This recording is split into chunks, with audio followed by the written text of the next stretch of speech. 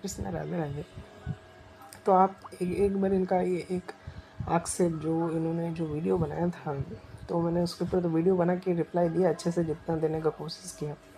तो कितना भ्रांति फैलता है कि जैसे आक्षेप लगता है कि इस्कॉन शिव जी का निंदा करता है। 2:62 में ऐसा लिखा हुआ है कि शिव जी पार्वती मैया ने विषय भोग के लिए उकसा लिया, कार्तिकेय का जन्म हो गया उससे, और हरिदास ठाकुर के सामने उनको नीचे दिखा दिया। ऐसे से तमाम आक्षेप लगते हैं। लेकिन मैंने आपको समझाया कि श्रीला प्रभुपाद जी का परपट तो कुछ और ही कहता है। और मुझे आश्चर्यचकित का बात है कि आप भागवतम का अष्टम स्कंद खोल के बैठे हैं, आप भागवतम का अष्टम स्कंद खोल के बैठे हो, लेकिन आप भागवत का वो श्लोक नहीं बोल पा रहे हो। ठीक है, उन्होंने भी बताया एक उदाहरण देकर के कि अगर कोई झाड़ूदार प्रधानमंत्री के पास जाता, प्रधानमंत्री झाड़ूदार का पैर जन्म हुआ, लेकिन वहीं पर हरिदास ठाकुर नाम के कोई भक्त का ये बता रहे हैं उसके बारे में कि हरिदास ठाकुर। और जो झाड़ूदार वाला है, मैं आपको समझाऊंगा क्या सच में झाड़ूदार। देखिए बात क्या ना, ये वही होता है कि अपना प्रोपागेंडा फैलाना। क्योंकि देखिए वो भक्त जो झाड़ू का एग्जाम्पल दे रहे थे, वास्तव में उनका भाव वैसा नहीं था, वास्तव में उनका भाव अंदर से वैसा नहीं था। लेकिन आह्वान मानसिकता ही उसका ऐसा है, तो वो ऐसा ही उसका प्रोपागेंडा फैलाएगा। तो हालांकि मेरा चैनल तो इस मूड में नहीं था मैं ये सब वीडियोस बनाऊंगा, लेकिन अब पाखंड इतना चरम लेवल में पहुंच गया कि मुझे बहुत दुख लगा देख के कि इतना ज्ञान इस्कॉन के प्रति, कुछ जानते ही नहीं, कोई ज्ञान नहीं है। मैं वीडियो बना रहा हूँ तो यहाँ पे था कि शिव ध्यान मग्न थे, किंतु जब पार्वती ने विषय भोग के लिए उन्हें उत्तेजित किया तो वे सहमत हो गए, जिनके फलस्वरूप कार्तिक जी का जन्म हुआ। तो आप ये समझिए कि इसका तो मैंने अच्छे से एक्सप्लेन दिया कि प्रभुपाद जी ने क्या एक्सप्लेन दिया था। आश्चर्यजनक बात है कि 8.12 और 8.12 प्रभुपाद जी का अष्टम स्कंद है।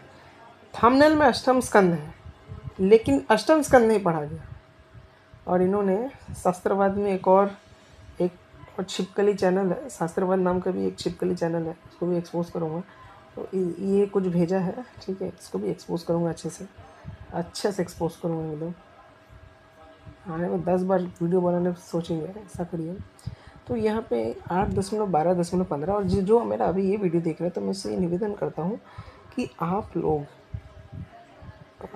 वो वाला वीडियो देखिए। मैंने बहुत डिटेल में पिछला वीडियो में ही, ये वाला वीडियो में मैंने बहुत डिटेल में ये बनाया है।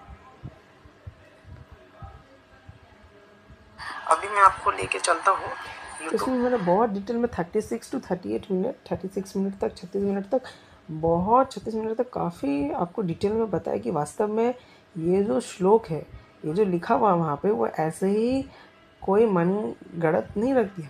ये जो शिव पुराण में, स्कंद पुराण में लिखा हुआ है, लिंग पुराण में भी लिखा हुआ है, शिव पुराण स्कंद पुराण का मैंने रेफरेंस दिया, ऐसा लिखा हुआ है, लेकिन इसका वैष्णव के तरह इंटरप्रिटेशन था।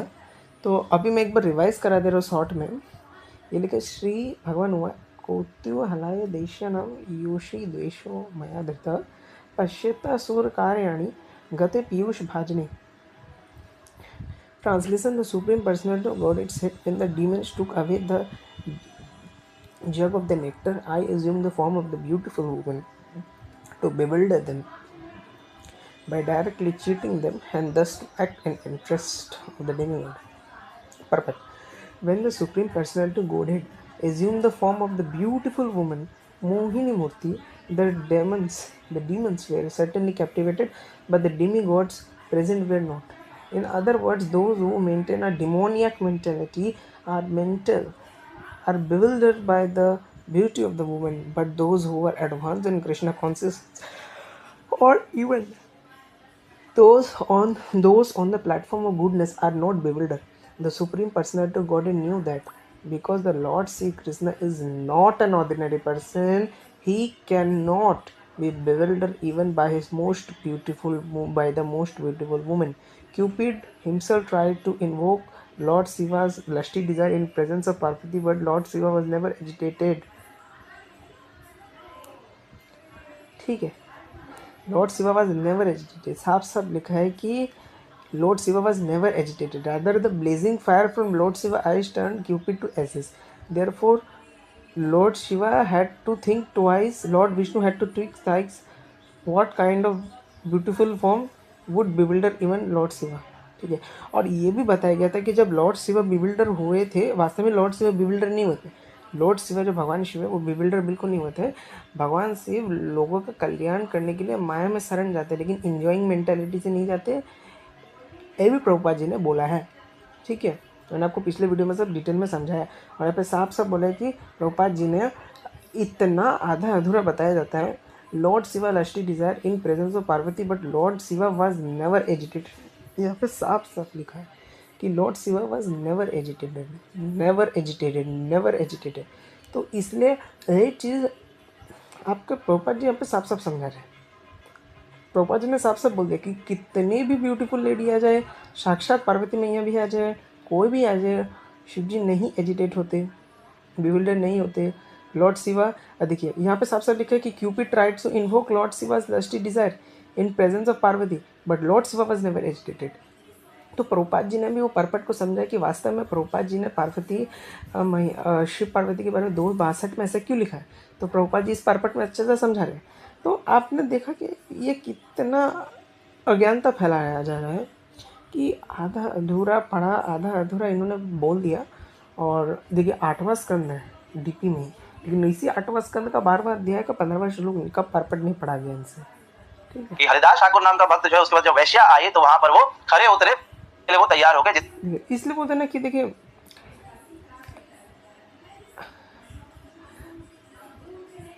अब सावन के महीने में अंधेरा दिखना, यही होता है कि आप जब किसी से नहीं पूछते, अच्छे से नहीं पूछते, तो ऐसे ही होगा। यहाँ पे क्या बोले, शिव जी ध्यान मग्न थे, किंतु जब पार्वती ने विषय भोग के लिए उन्हें उत्तेजित किया तो सहमत हो गए, जिसके फलस्वरूप कार्तिक जी का जन्म हुआ।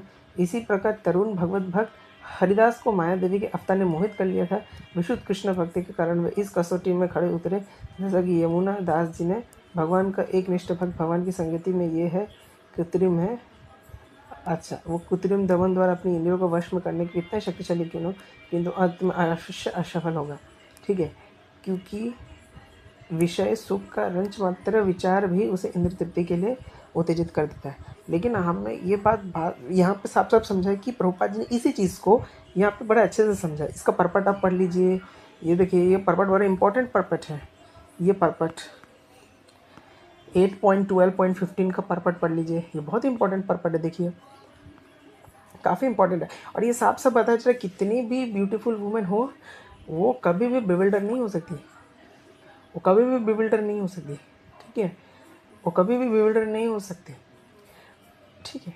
ये हमारे मतलब हमको भेजा था, देखिए बहुत अच्छा लगा मुझे देख के, और मैंने पर्पट में ही था उनका लिखा हुआ इन्वोक, ये साफ साफ लिखा गया but lord Shiva was never agitated. मतलब साफ साफ है कि जब पार्वती माँ ने भी विषय वो पार्वती माँ ने भी उनको जब उत्तेजित किया था उस चीज़ के लिए, तो उत्तेजित मतलब मना आया था, रिक्वेस्ट किया था ऐसा।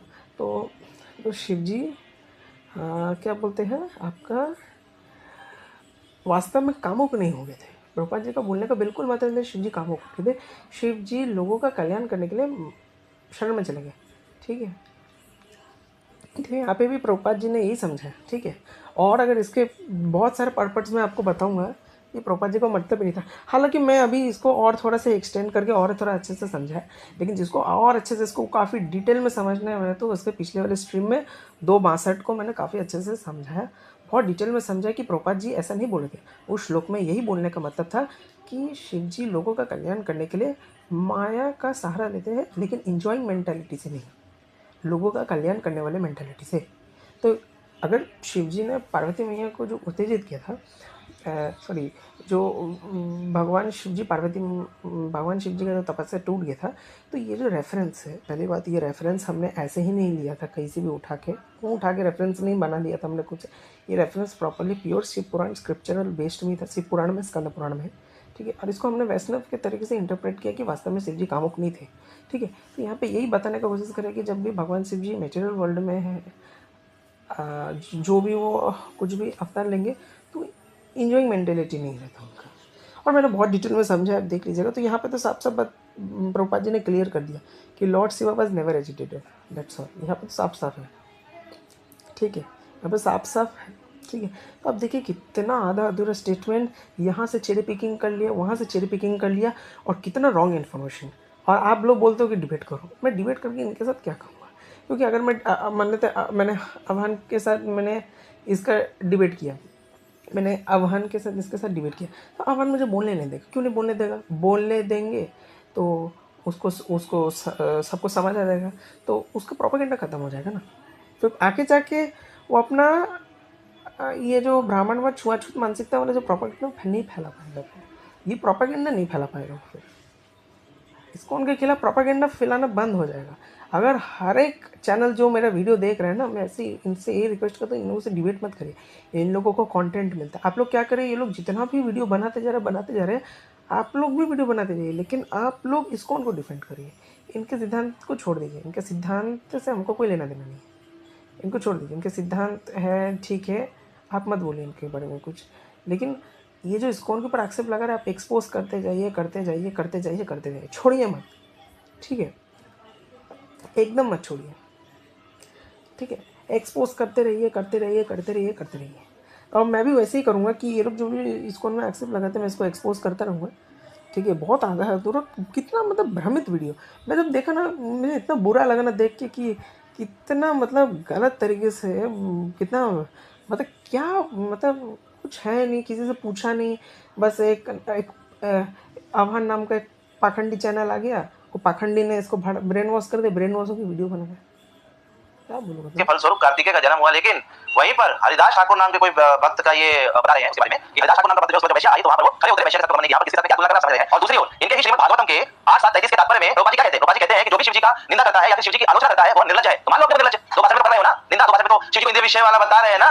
मैं बताता हूँ कि श्रीमद् भागवतम में इनके क्या लिखा हुआ है। ये इनका श्रीमद् भागवतम देख रहे हैं आप, मैं पढ़ के बताता हूँ क्या लिखा हुआ है शिव जी के बारे में। यहाँ पर लिखा है, जो लोग काम तथा क्रोध के वशीभूत है वे शिव जी की महिमा का अनुमान नहीं लगा सकते। कौन नहीं लगा सकता शिव जी की महिमा का अनुमान? जो लोग काम तथा क्रोध से वशीभूत है, जिनका पद सदैव दिव्य है। शिव जी का पद सदैव दिव्य है। काम इच्छाओं से संबंधित सारे कार्यों में शिव जी आत्मा नाम के आदर्श है। यहाँ पर श्री प्रभुपाद जी क्या लिख रहे हैं, क्या बोल रहे हैं भागवतम में? अतएव सामान्य व्यक्तियों को शिव जी तथा उनके कार्यकलापों को समझने का प्रयत्न नहीं करना चाहिए। तुम सामान्य लोग हो, तुम लोग कभी नहीं समझ पाओगे शिव जी की महिमा को और ना शास्त्रों को।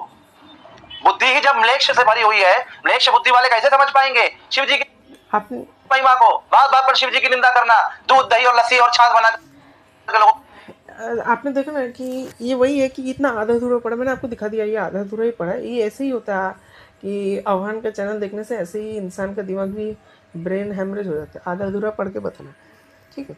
अब ये जो मलिच इतना चिल्लाते हैं ना, मैं इनसे प्रमाण मांगता हूँ कि ये किस आधार पे फॉरेन डिवोटीज़ को मलिच कह रहे हैं। ठीक है, अभी मैं ऐसा शास्त्र प्रमाण देने जा रहा हूँ, ठीक है, जो शायद अब आप देखिएगा, मैं दूंगा अच्छे से।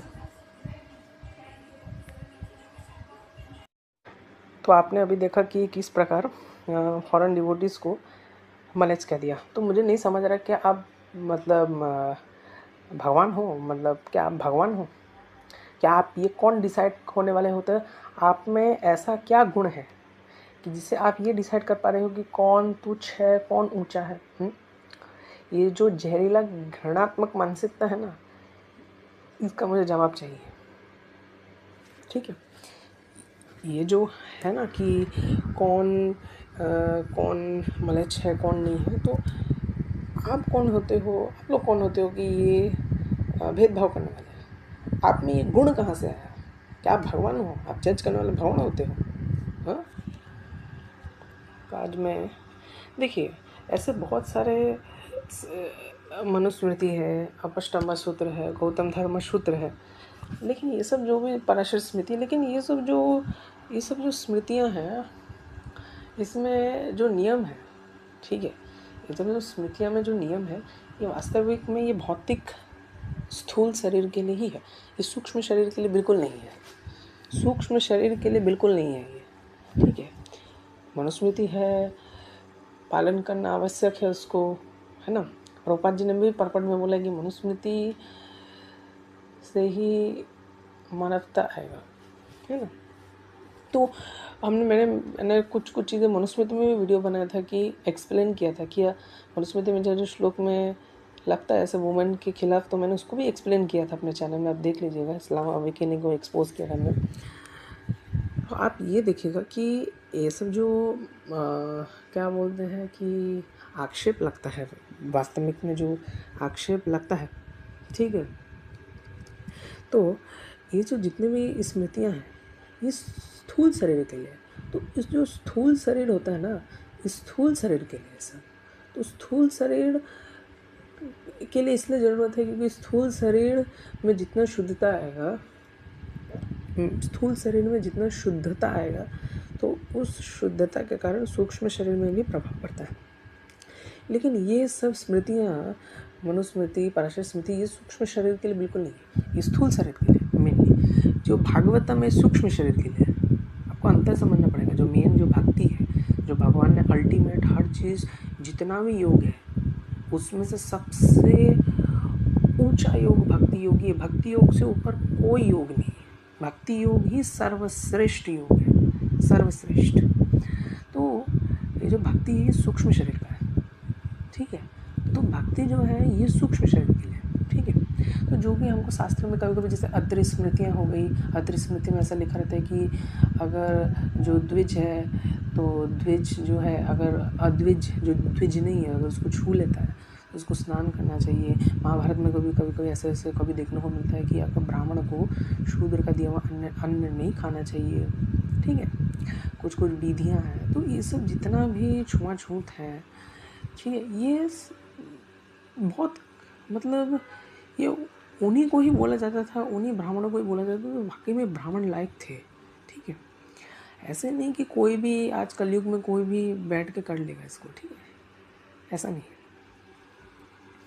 तो वही है कि इस्कॉन जो वर्ण व्यवस्था जो मानता है वो भी गुणा से ही, जन्म से ही इस्कॉन भी मानता है। लेकिन मध्वाचार्य के अनुसार जो आपका जो वर्ण व्यवस्था था 2 प्रकार में विभाजित था, स्वाभाविक और औपाधिका।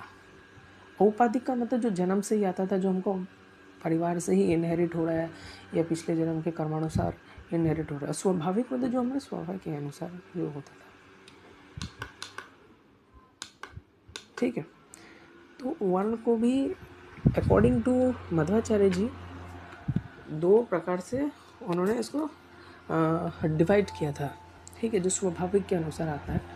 और अनुशासन पर्व में भी बहुत अच्छे से बताया महाभारत में, उसमें वीडियो बनाऊंगा, ठीक है। तो आपको मैं सबसे पहले जो टॉपिक में बात कर रहा था जो छुआछूत है, बेसिकली अगर ये नियम में भी है ना, तो ये मैक्सिमम, ये कोई ऐसा नहीं कि अल्टीमेट है, ये स्थूल शरीर के लिए, स्थूल शरीर से ऊपर के लिए नहीं है। क्योंकि स्थूल शरीर मल मूत्र की समान है अल्टीमेटली। हमको सूक्ष्म शरीर, भगवत गीता के 2वीं अध्याय पढ़ी कि अल्टीमेटली तो हमको सूक्ष्म शरीर से मतलब है, ठीक है। अल्टीमेटली हमको तो सूक्ष्म शरीर से मतलब है, स्थूल शरीर से मतलब नहीं। तो वास्तविक में जो सूक्ष्म शरीर की स्थिति में पहुँच जाता है उसके नज़रिए में सब समान है। सूक्ष्म शरीर के नज़रिए में पहुँच जाता है वो कभी छुआछूत नहीं करेगा, वो कभी जातिपात नहीं करेगा। जो सूक्ष्म शरीर के स्तर पर पहुँच जाता है, स्मृतियों में जितने भी नियम लिखे गए स्थूल शरीर के लिए लिखा गया है। स्थूल शरीर से थोड़ा सा सूक्ष्म शरीर पर शुद्धिकरण होता है, थोड़ा सा संस्कार होने के कारण, लेकिन सूक्ष्म शरीर ये स्थूल शरीर ऊपर उतर सकते हैं। तो जो सूक्ष्म शरीर है, ये जो सूक्ष्म शरीर है, ये सूक्ष्म शरीर है, ठीक है। तो सूक्ष्म शरीर ही वास्तविक शरीर है, ठीक है। और यही सबसे इम्पोर्टेंट है जो भगवान गीता में कहती है। तो जो सूक्ष्म शरीर के स्तर पे आता है ना, उसके लिए ये छुआछूत ब्राह्मणवाद पाखंडी है। जो सूक्ष्म शरीर के लेवल में आ जाता है वो जातिवाद से नहीं करता है। जो सूक्ष्म लेवल के नजरिए में आ जाता है वो छुआछूत, उसके पाखंड मात्र पाखंडी है, कुछ नहीं, ठीक है। तो इससे मैं आपको भागवतम से आज मैं आपको बहुत सारी चीज़ें दिखाऊंगा जो काफ़ी इम्पोर्टेंट है। श्रीमद् भागवत पुराण मैं आपको बताऊंगा कि सूक्ष्म शरीर का इतना क्यों इम्पोर्टेंट है। ये 9वां स्कंद है। तो 9वां स्कंद का अगर मैं आपको 18वां, 19, 20, 21वां अध्याय बोलूँ तो ये देखिए भरतवंश का वर्णन और राजा रंतिदेव की कथा। तो मैं आपको पढ़ता हूँ, उस कथा को पढ़ के बताता हूँ, ठीक है। ये बड़ा महत्वपूर्ण है। तो श्री सुखदेव गोस्वामी कहते हैं परीक्षित विदत अथवा भारद्वाज का पुत्र है मनु के 5 पुत्र हैं। अच्छा ऐसे बढ़िया, ठीक है। देखिए एक बार तो 48 दिन ऐसे ही बीते। देखिए ये मैं पढ़ता हूँ, जो कुछ मिल जाता था वह दे डालते और उसमें वो कह रहे थे संग्रह ममता के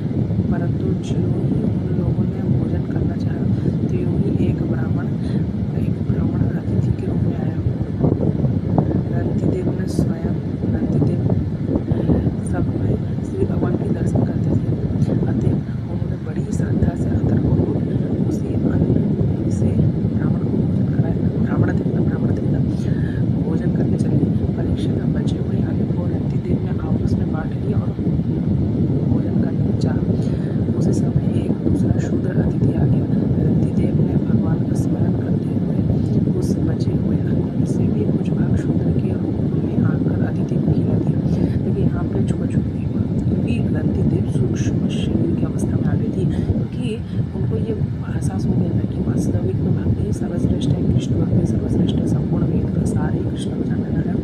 वेदस्थ वहाँ पे 15 पॉइंट देख लीजिए, भगवत गीता ही पढ़िए, क्योंकि वेद 2 प्रकार में विभाजित है, सकाम कर्म है, निष्काम कर्म है। तो जितना भी उपनिषद, जैसे आपको बृहदारण्यक उपनिषद में कैसा काम कर्म भी है, निष्काम कर्म भी है। तो वास्तविक निष्काम कर्म जो होता है, जितना भी निष्काम कर्म जो है वो भगवान ने भगवत गीता में ही बोल दिया, भगवान ने उसको भगवत गीता में बोल दिया, ठीक है। ये अल्टीमेटली भक्ति योग सर्वश्रेष्ठ है, कृष्ण को जानना सर्वश्रेष्ठ है, ठीक है। क्योंकि आप ये समझिए कि जितना भी वेद पढ़ना ये, ठीक है, इसमें जो सकाम कर्म हो गया, जितना भी आपका विधि हो गया सब, ये अल्टीमेटली स्थूल शरीर के लिए है। ये सूक्ष्म शरीर में थोड़ा सा ही शुद्धिकरण होता है इसमें, मतलब आपका, क्योंकि ये भी ज़रूरत है, लेकिन इतना नहीं कि अल्टीमेट जो है वो कृष्ण भक्ति ही है। वासुदेव सर्वमिति सह मानसो लगा, अल्टीमेटली कृष्ण भक्ति है, ठीक है। जो कृष्ण भक्ति है, ये कृष्ण भक्ति सूक्ष्म शरीर वालों के लिए है। सूक्ष्म शरीर जो सूक्ष्म शरीर के स्तर तक पहुंच गए ना, वो कृष्ण भक्ति उस लेवल का है। तो आप समझ गए, मैं आपको बता दूंगा, आप ऑटोमेटिक समझ जाएंगे। मैं उसको एक्सप्रेस नहीं कर पाया, अगर फील करें तो उस चीज़ को। परीक्षित बचे हुए अन्न को रति देव ने आपस में बांट लिया और भोजन करना चाहा। उसी समय एक दूसरा शूद्र अतिथि आ गया। रति देव ने भगवान का स्मरण किया, बचे हुए अन्न में से कुछ भाग शूद्र के रूप में आए अतिथि को खिला दिया। लेकिन छुआछूत नहीं हुआ, क्योंकि अब रति देव स्थूल शरीर में नहीं थी, स्थूल शरीर के रूप में आध्यात्मिक गतिविधियां नहीं कर रहे थे, वो सूक्ष्म शरीर के सूक्ष्म रूप में आध्यात्मिक गतिविधियां कर रहे थे, जो कि परम लक्ष्य है, सूक्ष्म शरीर, ठीक है। जब उस स्तर में पहुंच जाता है, उस समय छुआछूत पाखंड मात्र ही है, कुछ नहीं। जब शूद्र खा पी कर चला गया, तब बुद्धों के लिए कोई एक और अतिथि है। उसने कहा, राजा, मैं और मेरे ये बुद्धि हमें कुछ खाने को दीजिए। रति देव ने अत्यंत आदर भाव से जो कुछ बच रहा था सब का सब उसे दे दिया, और भगवतमय होकर उन्होंने बुद्धि और स्वामी के रूप में आए और भगवान को नमस्कार किया। अब केवल जल ही बचा है, और वह भी केवल एक मनुष्य के पानी पीने भर गई था। वो आपस में बांट कर पीना चाहते थे। एक चांडाल ब्राह्मण पहुंचा, उसने कहा, मैं अत्यंत नीच हूँ, मुझे जलेबी दीजिए, पिला दीजिए।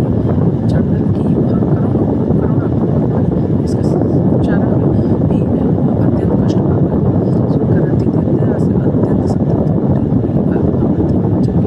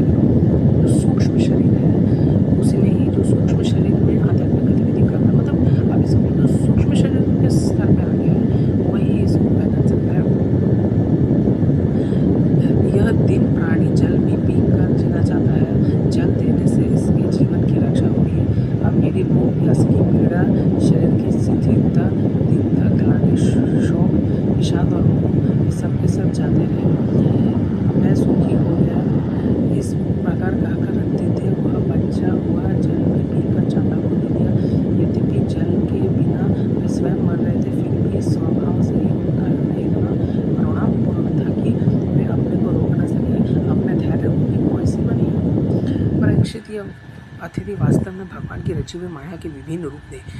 परीक्षा पूर्ण हो जाने के बाद भक्तों का अभिलाषा पूर्ण करने के लिए त्रिभुवन स्वामी ब्रह्मा, विष्णु और महेश तीनों उनके सामने प्रकट हुए।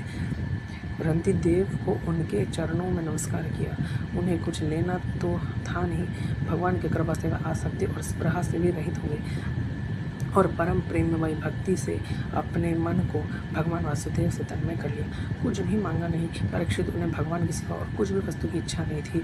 उन्होंने अपने मन को पूर्ण भगवान में लगा दिया, इसलिए त्रिगुणमयी माया जानने पर स्वप्न दृश्य के समान नष्ट हो गई। अनंत देव के अनुयायी भी संग से प्रभाव योगी हो गए और वे भगवान पे ही आश्रित परम भक्त बन गए। ठीक है, तो देखिए कि फिर ये सब अब पढ़िए। ठीक है, फिर आप ये सब पढ़िए।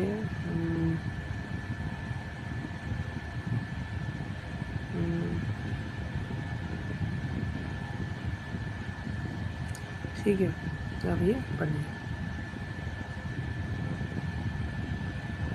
तो आपने देखा एक मतलब कितना क्या मतलब यहाँ पे एक छुआछूत आपको देखने को मिला है। कि आप एक चीज़ देखिए, मुझे लग रहा है कोई मिस तो नहीं कर दिया। एक मिनट, ठीक है, तो अभी मैं आपको दिखाता हूँ श्रीमद् भागवत पुराण, इसी 9वां का 7वां स्कंद का 9वां अध्याय का 10वां श्लोक। देखिए, प्रहलाद जी इस प्रकार,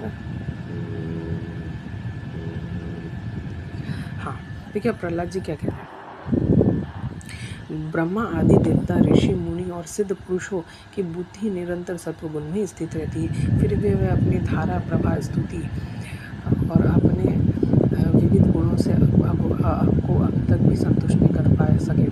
फिर मैं तो घोर असुर जाति में उत्पन्न हुआ, क्या आप मुझसे संतुष्ट हो सकते हैं? मैं समझता हूँ कि धन, कुलीनता, रूप, तप, विद्या, ओज, तेज, प्रभाव, बल, पौरुष, युद्धि और योग, ये सभी गुण परम पुरुष भगवान को संतुष्ट करने में समर्थ नहीं है, क्योंकि ये जितने भी चीज़ें हैं ये स्थूल शरीर तक ही सीमित है। स्थूल शरीर के कारण सूक्ष्म शरीर पर प्रभाव पड़ता है, मतलब उसके कारण सूक्ष्म शरीर का शुद्धिकरण होता है, लेकिन अल्टीमेटली भक्ति है सूक्ष्म शरीर। परंतु भक्ति से तो भगवान गजेंद्र पर भी संतुष्ट हो जाते हैं। क्यों? गजेंद्र पदार्थी, हाथी, बेचारे पशु, उसको तो कोई ज्ञान ही नहीं था, गजेंद्र पर भी संतुष्ट हो गए। मेरी समझने से इन 12 गुणों से युक्त ब्राह्मण भी यदि भगवान कमलाप के चरणों में हो तो वो चंडाल श्रेष्ठ है। इसलिए अपने मन, कर्म, वचन, धन और प्राण भगवान के चरणों में समर्पित कर देगा, क्योंकि वो चंडाल तो अपने कुल तक को पवित्र कर देता है, और बड़प्पन का अभिमान रखने वाला वह ब्राह्मण अपने को भी पवित्र नहीं कर सकता। देख लीजिए, बड़प्पन का अभिमान है ना, क्योंकि बड़प्पन का अभिमान है, क्योंकि इतना अभिमान हो गया इस स्तर तक चलेगा कि बस हम ये बता सकते हैं कि हम देख के बता देंगे कि कौन मलेच्छ है, कौन ऊपर है। ब्राह्मणवाद का इतना घमंड है, अंदर छुआछूत करने का इतना घमंड भरा हुआ है। लेकिन इससे मतलब क्या हो गया कि इस स्तर तक चले गए कि इस स्तर तक चले गए कि दूसरों को मलेच्छ बोलने का मतलब ये हो गया है। मतलब कितना सोच संकीर्ण और घृणात्मक मानसिकता है, कितना घटिया मानसिकता है, कितना घिनौना मानसिकता है, बहुत ही घिनौना मानसिकता है कि आपको किसने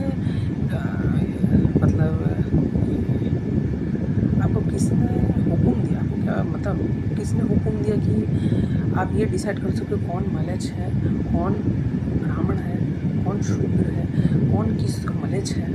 आप किसी भक्त को मलेच्छ बोल रहे हो, ये कितना शर्म का बात है। तो आप देख लीजिए कि वास्तव में कौन मलेच्छ है, ये मुझे बोलने का ज़रूरत नहीं है। और महाभारत में तो बोला ही गया है कि जो ब्राह्मण अपने पांडित्य का अभिमान करता है, ऐसे ब्राह्मण को अस्पृश्य बोला गया, और ऐसा ब्राह्मण कुत्ता के समान है। ये महाभारत में मैंने पिछले वीडियो में दिखा था, साफ अनुशासन पर्व क्या दान धर्म पर्व में चाप में लिखा हुआ है जैसे। तो सर्वशक्तिमान प्रभु अपने स्वरूप से साक्षात्कार से ही पूर्ण है, उन्हें अपने लिए शुद्ध कोशों से पूजा करने की आवश्यकता नहीं है। करुणावासी बोले भक्तों के हित के लिए उनके द्वारा की गई पूजा स्वीकार कर लेते हैं। जैसे अपने मुख का सौंदर्य दर्पण में दिखने वाले प्रतिबिंब को भी सुंदर बना देते हैं, वैसे ही भक्त भगवान के प्रति जो सम्मान प्रकट करता है वह उसी से ही प्रकट होता है। इसलिए सर्वथा अयोग्य और अनंतकारी होने पर भी मैं बिना प्रकार से भगवान की महिमा कर रहा हूँ। इस महिमा के गान का ही ऐसा प्रभाव है कि विद्यावश संसार चक्र में पड़ा हुआ है। जीव तत्काल पवित्र हो जाता है। भगवान आप सतगुरु के आश्रय है। ब्रह्मा आदि जितने देवता है आपके आज्ञा करी भक्त है। ये अपने देवतों की तरह आपसे द्वेष नहीं करते। प्रभु आप बड़े बड़े अवतार ग्रहण करते हैं इस जगत के कल्याण एवं अभ्युदय के लिए तथा उनके आनंद की प्राप्ति करने के लिए अनेक प्रकार के लीलाएं करते हैं। ठीक है, तो आपने बहुत साफ साफ देख लिया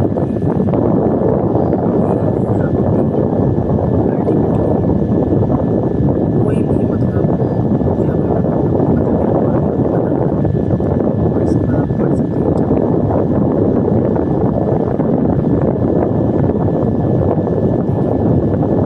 कहाँ पे मिथ्या विषय हो और कहाँ है मूल विषय। इन दोनों की शक मग्नता और आसक्ता जानना इनसे प्राप्त नहीं होता। यह कठिनाई से प्राप्त होने वाले भोग के नन्हे नन्हे वधु बिंदुओं से अपनी कामना की आग बुझाने की चेष्टा करते हैं।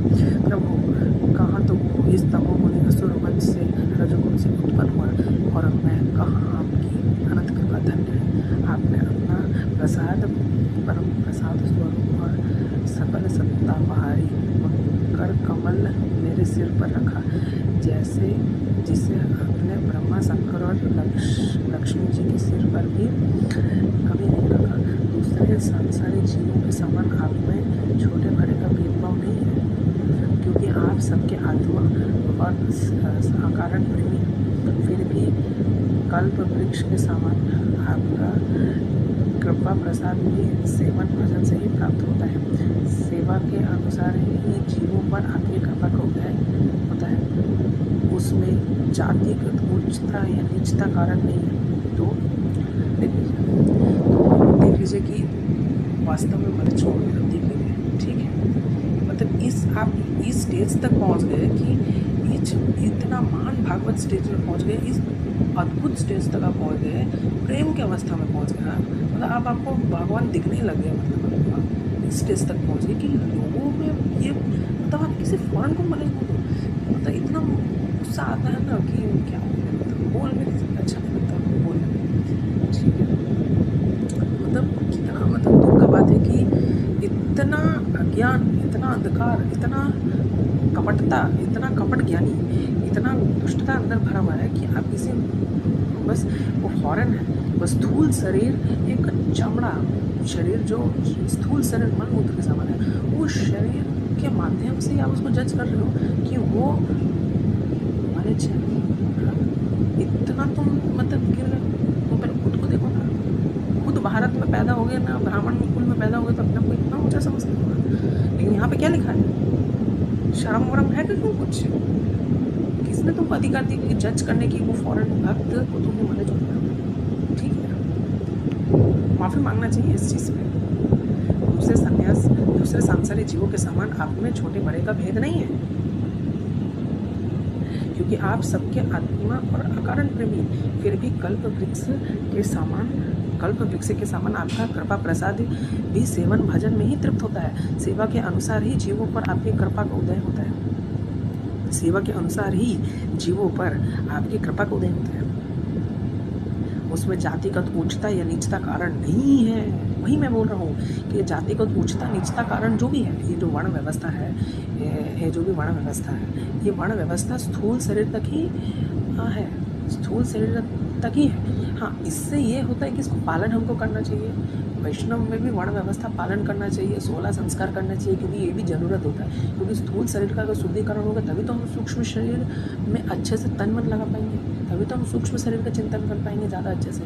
तो शुद्धिकरण भी अच्छे से ज़रूरत है। मैं ऐसा नहीं बोल रहा हूँ कि शुद्धिकरण कुछ करना नहीं, सूक्ष्म शरीर नहीं, सूक्ष्म शरीर का चिंतन करना इतना आसान नहीं होता। तो उसके लिए स्थूल शरीर का हमको शुद्धिकरण करना चाहिए, और स्थूल शरीर का शुद्धिकरण करने के लिए स्मृतियाँ आदि का निर्माण हुआ है, जो कि आवश्यक है।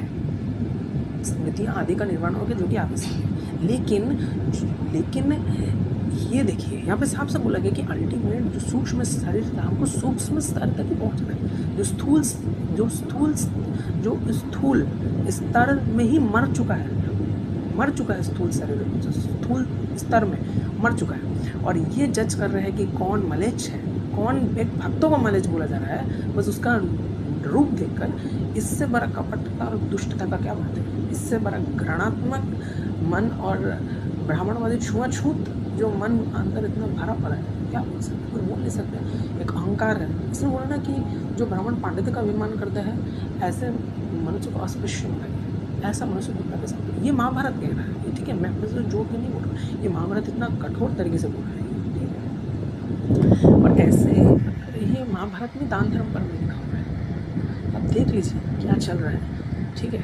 कुछ ज्ञान है नहीं, कुछ शास्त्र नहीं, कुछ पढ़ा नहीं है, आँख बंद करके जो मन किया वॉमिटिंग कर दिया, मतलब कुछ भी नहीं बोल। इतना दुख लगा ना अंदर से देख के, इतना दुख लगा मुझे, ये क्या चल रहा है? कुछ भी मतलब जो भी मन में है, इसको ये कर रहा है वो कर रहा है, अरे देखो तो फालतू बात है। भगवान ये संसार एक ऐसा अंधेरा कुआं है जिसमें काल रूप वृक्ष सर्प के सदा रहता है, उसे वो की इच्छा वाला ये सब पढ़ लीजिए।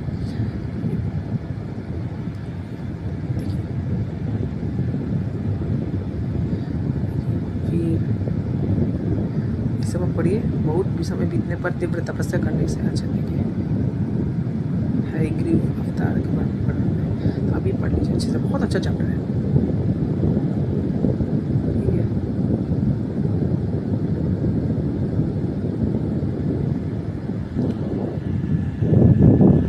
सेवा जब और तथा समाधि, परंतु जिनकी इंद्रिया वश में नहीं है उनके लिए वे सब जीविका के साधन व्यापार मात्र रह जाते हैं, और दम्भियों के लिए जब तक उनके पूर्ण होते तब तक ये जीवन निर्वाह के साधन रहते हैं और मांडव होते हैं। वेदों के बीज और अंकुर के समान आपके दो रूप बताए गए, कार्य और कारण। वास्तव में आप प्राकृत रूप से रहित हैं, परंतु इन कार्य और कारण रूपों को छोड़कर आपके ज्ञान का कोई साधन भी नहीं है।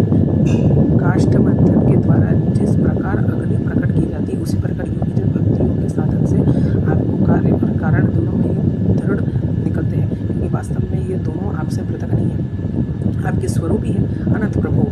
ये सब आप मानिए, सब कुछ केवल आप ही है, मन और वाणी ये सब जो भी है, ठीक है। ये आप पढ़ लीजिए,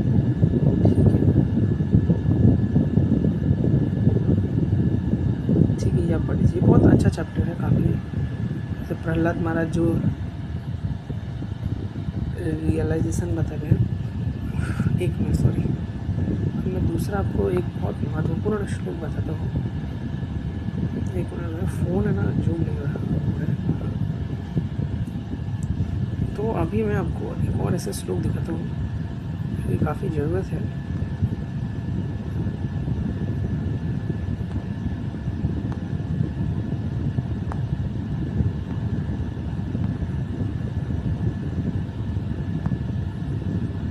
देखिए,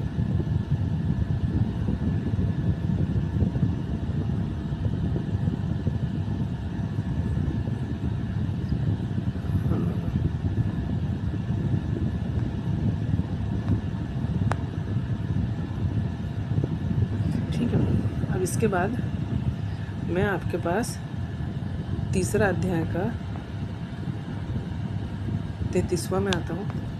इसमें क्या लिखा, विदुर जी श्री कपिल भगवान के ये वचन सुनकर करदम जी प्रिय पत्नी माता देवहूति के मुंह का पर्दा फट गया और तत्व प्रतिपादक सांख्य शास्त्र के ज्ञान के आधारभूत भगवान श्री कपिल जी को प्रणाम करके उनकी स्तुति करने लगी। देवहूति जी ने कहा, कपिल जी, ब्रह्मा जी आपके नाम के गुण से प्रकट हुए हैं। कैसे विचित्र बात है, जिनके उदर में प्रलय काल आने पर भी सारा प्रपंच लीन हो जाता है, और जो कल्याण पंथ मायामय पालक का रूप धारण करते हैं, चरण का घूंटा चूसते हैं, अकेले ही वृक्ष पर ही सब पढ़ लीजिए। विभो, आप पापियों का दमन और अपने आज्ञाकारी भक्तों का अभ्युदय आज्ञाकारी भक्तों का अभ्युदय एवं कल्याण करने के लिए स्वेच्छा से देह धारण करते हैं। अतः जिस प्रकार आपके वराह आदि अवतार हुए हैं, उसी प्रकार यह कपिलावतार भी मुमुक्षु को ज्ञान दिखाने के लिए हुआ है। भगवान, आपके नामों का श्रवण या कीर्तन करने से तथा भूल भटे कि कभी कभी आपका वंदन या स्मरण करने से ही कुत्ते का मांस खाने वाला चांडाल भी सोम या जी ब्राह्मण के समान पूज्यमान हो सकता है। फिर आपका दर्शन करने से मनुष्य कृतकृत हो जाए, इसका कहना ही क्या। वह चांडाल भी इससे श्रेष्ठ है कि उसकी जीवा के अग्रभाग में आपका नाम विराजमान है। जो श्रेष्ठ पुरुष आपका नाम उच्चारण करता है, उन्होंने तप, हवन, तीर्थ स्थान, सदाचार का पालन, वेदाध्ययन सब कुछ कर लिया।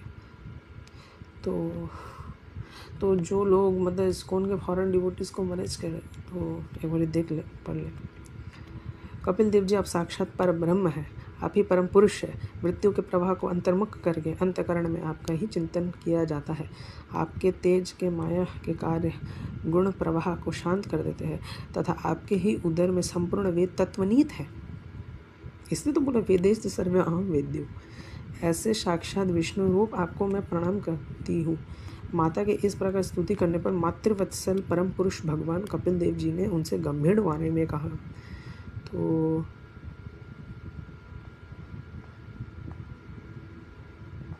फिर आप ये पढ़िए पूरा अच्छे से, ठीक है, पढ़ सकते। जो मेन मैंने बताना था वो हो गया, ठीक है, ठीक है। तो ये अब देख लीजिएगा, ठीक है।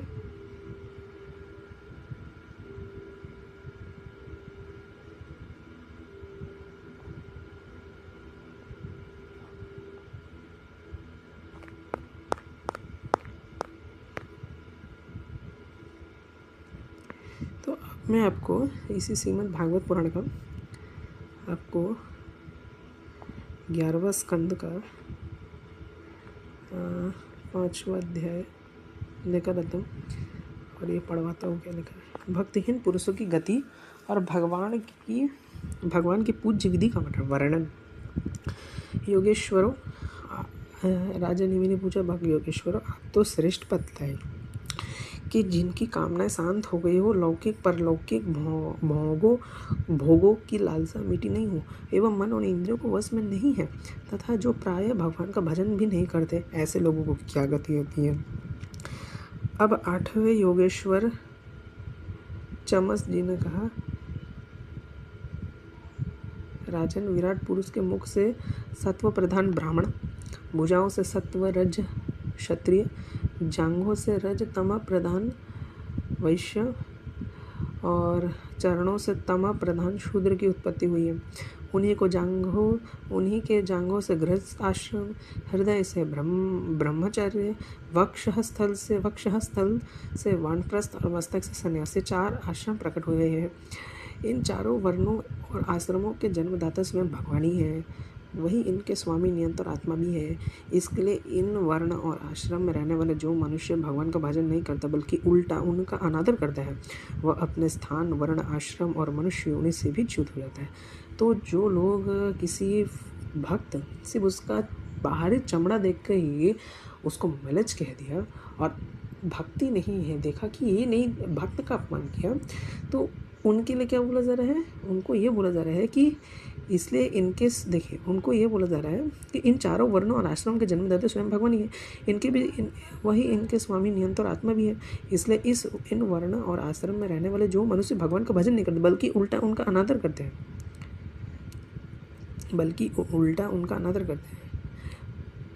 अपने स्थान, वर्ण, आश्रम और मनुष्य योनि से च्युत हो जाता है, अतः पतन होता है। बहुत सी स्त्रियों और शूद्र आदि भी भगवान की कथा और उनके नाम कीर्तन आदि से दूर पड़ गई है। वे आप जैसे भगवत भक्तों के दया के पात्र हैं। आप लोग उन्हें कथा कीर्तन की सुविधा देकर उनको उद्धार करें। ब्राह्मण, क्षत्रिय, वैश्य जन्म से वेदाध्ययन तथा यज्ञ पवित्र आदि संस्कारों से भगवान के चरण कमलों के निकट पहुँच चुके हैं। तो इसलिए सब जरूरी होता है एक तरीके से, ठीक है। लेकिन ये स्थूल शरीर तक ही है, बस सूक्ष्म शरीर के लिए नहीं है। सूक्ष्म शरीर के लिए भी है। आत्म साक्षात वेद में भी निष्काम कर्म का बात किया गया है, फिर भी वे वेदों का असली तात्पर्य ना समझकर अर्थवाद में लगकर मोहित हो जाते हैं। उन्हें कर्म का रहस्य मालूम नहीं है। मूर्ख होने पर भी वे अपने को पंडित मानते हैं और अभिमान में अकड़े रहते हैं। तो देख लीजिए मतलब किनके लिए बोला जा रहा है सब। वे मीठी मीठी बातों में भूल जाते हैं कि केवल वस्तु शून्य शब्द मधुकरी के मुंह में पड़कर चटकीली भड़कीली बातें कहा करते हैं। रजोगुण की अधिकता के कारण उनके संकल्प बड़े घोर होते हैं। कामना तो सीमा नहीं होती, उनकी क्रोध होती है, पाप और सांप सब। ये पंडित जो पापी भगवान के प्यारे भक्तों की हंसी उड़ाया करते हैं, वे बड़े मूर्ख बूढ़ों को नहीं स्त्रियों की उपासना करते हैं। वे पापी लोग भगवान के बड़े प्यारे भक्तों की हंसी उड़ाया करते हैं, जैसे आप लोग कर रहे हो। आप लोग किसी फॉरेन डिवोटी वो जो अपना सारा तन मन धन कृष्ण भक्ति में दे दिया, इतना भक्ति करते हैं वो लोग, मैंने अपने आंखों से देखा करते हैं। ऐसा नहीं कि दिखावट, ये प्योर पूरा डिवोशनल सर्विस। और उनको मरेज कह दिया, मतलब कौन अधिकार दिया? पहले तो आपको ये भेद बुद्धि करने का अधिकार कौन दिया? ये जो आप भेद कर रहे हो ना, इतना भेद, ये किसी में भेद कर रहे हो, ये बुद्धि किसने दिया? ये मुझे बताइए। आप अपने को प्रमाणित करें कि आप इस स्तर तक पहुंच गए कि आप ये भेद कर सके कि कौन मलेच्छ है, कौन ब्राह्मण है, कौन मलेच्छ है, कौन ऊंचा है, कौन नीचा है। तो आप इस स्तर तक कैसे पहुंच गए कि दूसरों को मलेच्छ कहने लायक बन गए? ठीक है, तो 10 बार सोचिएगा एक बार। मैं जवाब चाहता हूँ इस चीज़ का। वे पापी लोग भगवान के प्यारे भक्तों की हंसी उड़ाया करते। वे मूर्ख बड़े बूढ़ों की नहीं स्त्रियों की उपासना करते। यहाँ पे मतलब ऐसा नहीं कि स्त्री की उपासना का मजाक उड़ाया जा रहा है, ठीक है? ऐसा नहीं कि स्त्री को पूजा नहीं करनी चाहिए। मतलब बेसिकली इसका मतलब ये है कि स्त्री को उपासना का मतलब स्त्रियों के प्रति उनका कामुक भावना जागरूक होता है। सारा दिन स्त्री का साथ, मतलब स्त्री लस्ट है, स्त्री के प्रति लस्ट है, डिज़ायर, सारा दिन यही सोचते रहते हैं। यही वे परस्पर इकट्ठे होकर उस गृहस्थ संबंधी में बड़े बड़े मंसूबे बांधते हैं, यहाँ तक कि सबसे बड़ा सुख स्त्री सहवास में ही सीमित है। वे यज्ञ व अन्न का दान पत्र सब पढ़ लीजिए, ठीक है? तो ये सब पढ़िए कि वे यदि कभी अन्न भी करते हैं तो अन्न दान नहीं करते, विधि का उल्लंघन करते और दक्षिणा तक नहीं देते। वे कर्म का रहस्य न जानने वाले मूर्ख केवल अपनी जीभ को संतुष्ट करने के लिए पेट की भूख मिटाने, शरीर को पुष्ट करने के लिए बेचारे पशुओं की हत्या करते हैं। धन, वैभव, कुलीनता, विद्या, दान, सौंदर्य, बल और कर्म आदि के घमंड में अंधे हो जाते हैं और वे दुष्ट उन भगवत प्रेमी संतों तथा ईश्वर का भी अपमान करते हैं। देख लीजिए, राजन वेदों ने इस बात को बार बार दोहराया है कि भगवान आकाश के समान नित्य निरंतर समस्त शरीरधारियों में स्थित है। वे ही अपने आत्मा और प्रियतम हैं, परंतु मूर्ख इस वेद वाणी को तो सुनते ही नहीं। वह केवल बड़े बड़े मनोरथों की बात आपस में कहते रहते हैं, ठीक है? तो देख लीजिए, ये पढ़ लीजिए। तो ये सब तो अलग अलग है, बाकी आप पढ़ सकते हैं। ये शरीर मृतक के शरीर के समान है, ठीक है? तो अभी पढ़िए।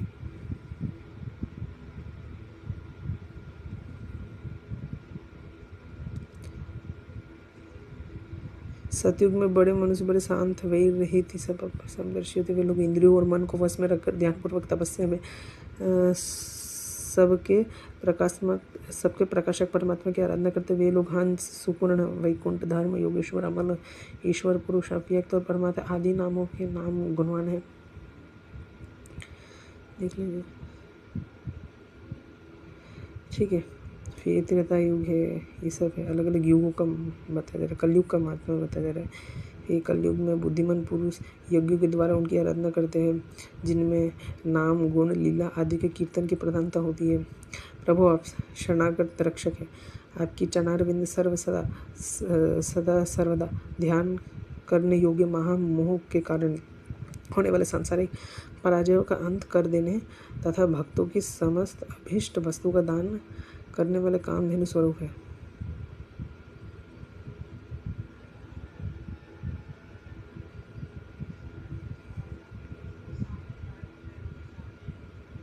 फिर आप देखिए कि आप ये सब पूरा चैप्टर पढ़िए अच्छे से, ठीक है?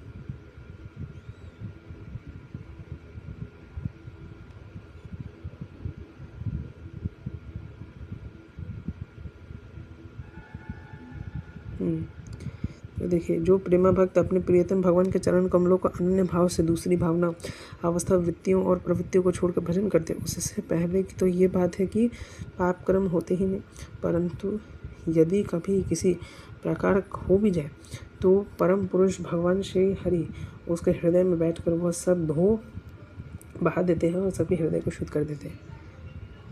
ठीक है, तो आप ये देखिए ध्यान से बड़ा, फिर ये सब आप देखिए, है ना।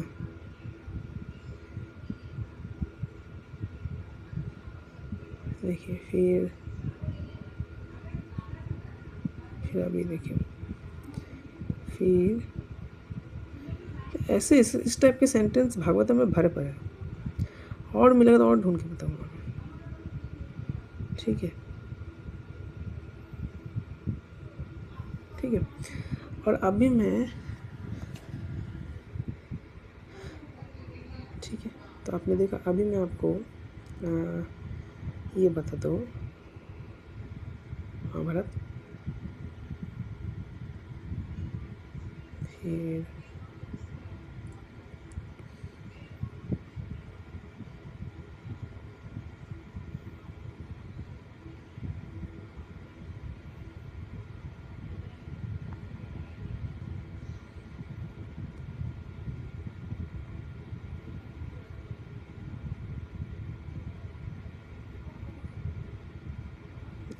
वन चैप्टर ना,